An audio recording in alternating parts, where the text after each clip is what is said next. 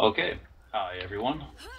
Myself, Derch from the forums, or DS Walheim from Twitch TV, and Jay Anderson here, whatever you guys want to call him, are doing a video on Pseudo B0re and how it interacts with B0re chain reaction and the nth degree. I am going to be using Maya and demonstrating it with chain reaction. I think it's easier that way, and you will see it once we start. With B0re, it's hard to see because it acts so similar to B0re. That's why we call it Pseudo B0re. So what Pseudo B0re is, for those of you that don't know, is it is an ability built into a small number of guns in this game that when the bullet hits the enemy, it keeps traveling, so you can hit multiple enemies with it. Why this is so important is skills like B0re, chain reaction, and the nth degree, which we kind of consider them all to be in the B0re family, when they proc, they seem to pass through the enemy or reflect off the enemy in the case of chain reaction and nth degree. But in all reality, what they are doing is they are creating a secondary pellet. So, in the example of B0re, when a Pseudo B0re gun shoots a target with B0re, the B0re bullet follows the same path as the original bullet. So with Pseudo B0re, now, instead of you shooting that enemy and one bullet going out of him, continuing on the same path, with an extra 100% damage, you now have two bullets continuing that path. And then if you hit through two hitboxes or two enemies, instead of two bullets, you now have four bullets, and you can see the damage potential adding up there. It works similar with chain reaction. With Maya, you phase lock a group of people, you converge them under a phase lock, you shoot that group underneath, you usually have people lined up where that gun can hit two or three enemies. Well, for each one of those hits, you get a chain reaction proc of anywhere up to 88%, depending on your comp. 5 out of 5 is 40, hit it +6 to 88%, which is nearly all the time. If you guys think the 12% of STV procs a lot, you should see chain reaction. And then nth degree in a similar way.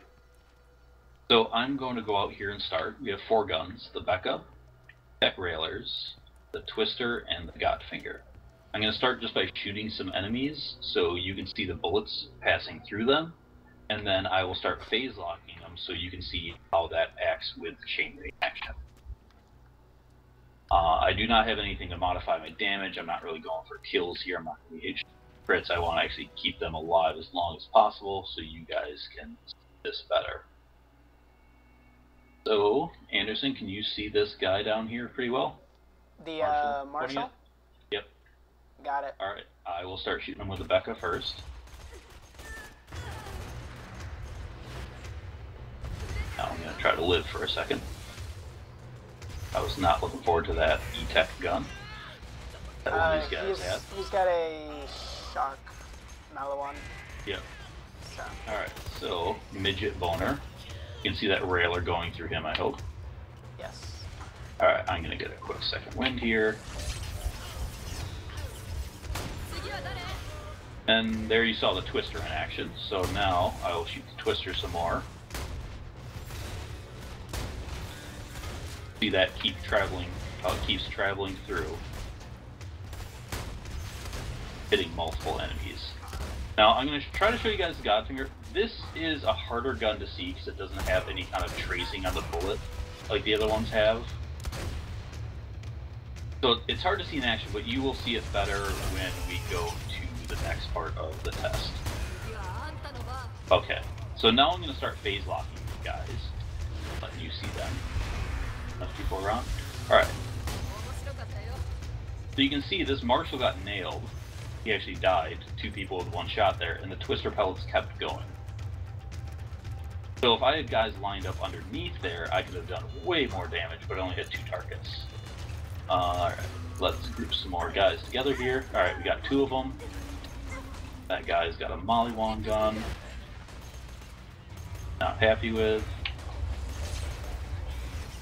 Don't think I have a target here, so I might die, but that's okay. Alright, we're up. I'm just going to kill this guy, and I will start showing you guys some more of this. Alright, we got some targets That's down some here. RNG.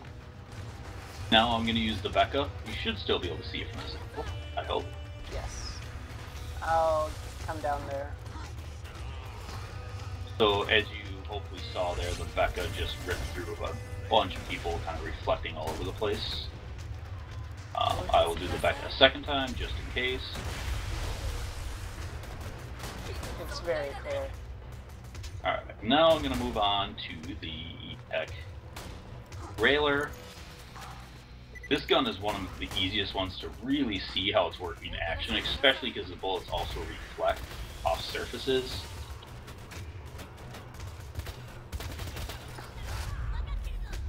It just kind of goes everywhere.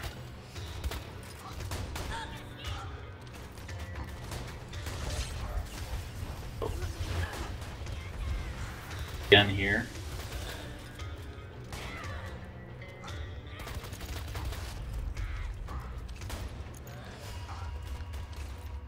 Now I will give the Twister another shot, so you guys can see that in action.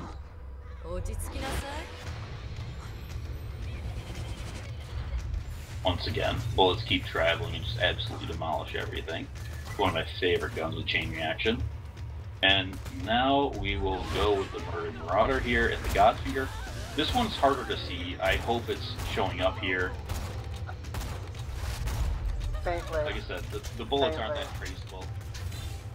That. Oh. That's gonna happen. Alright, I'm gonna phase lock this guy over here again. Oh, there's the target. Alright.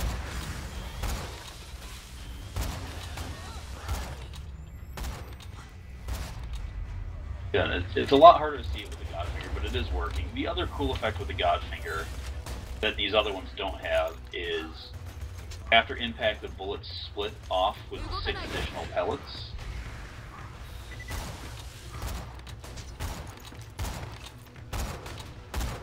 So instead of one bullet bouncing off on a chain reaction or a proc, you have multiple bullets, all with full damage. And that is all 4 guns and how they work with chain reaction, B0re, and B0re. And just for fun, let's just take a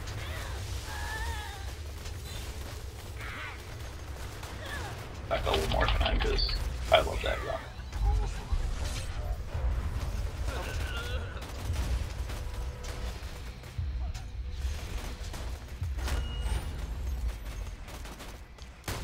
And that is everything we have. Thanks for watching. Like and subscribe to Anderson. Read my post on the forums. And we will see you guys later.